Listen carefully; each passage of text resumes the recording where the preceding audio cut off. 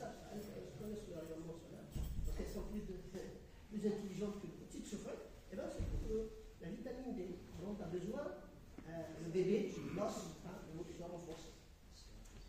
On quitte les ultraviolets et on passe à quoi? On passe au visible.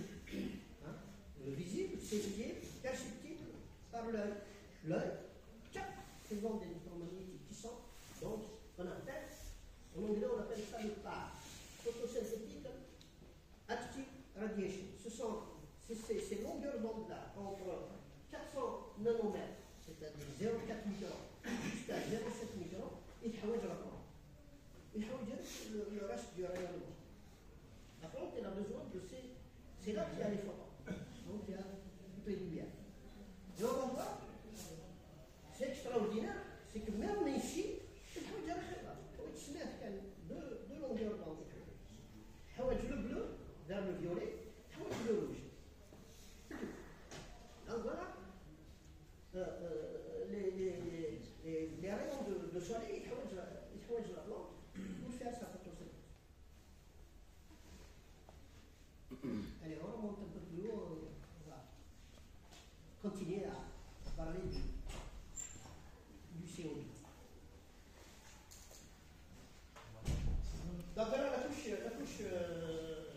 qu'on incline, c'est la couche en bleu, il y a du gaz à effet de serre, donc ça laisse passer les radiations solaires, ça arrive au niveau de la Terre, une partie du rayonnement est envoyée vers l'espace, c'est ce qui fait l'équilibre température de la Terre, l'autre partie est absorbée par ces gaz à effet de serre et réémise sous forme de chaleur et ça fait ce qu'on appelle le réchauffement aujourd'hui. Donc au niveau de la serre, c'est ce qui se démontrer ici. On cultive bien à l'intérieur de la serre de belles choses grâce à cette couverture. Cette couverture qui laisse passer le rayonnement solaire, on le voit. Et si vous voyez un peu une lumière diffuse en haut, c'est la présence de la vapeur d'eau.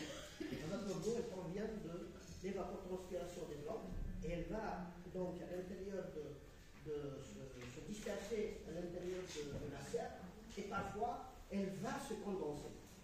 Elle va se condenser sous la couverture. Et c'est le problème numéro 1 des gens qui travaillent sur les serres. Donc la condensation, elle est néfaste. Elle est néfaste. Donc il y a des techniques pour les.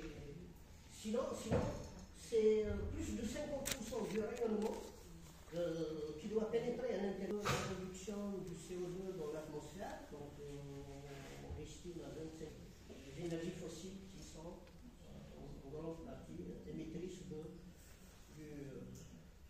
du CO2.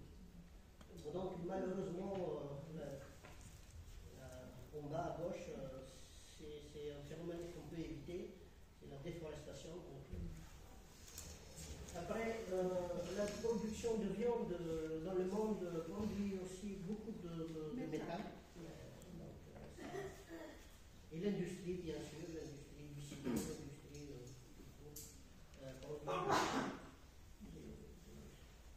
les gaz à effet de serre.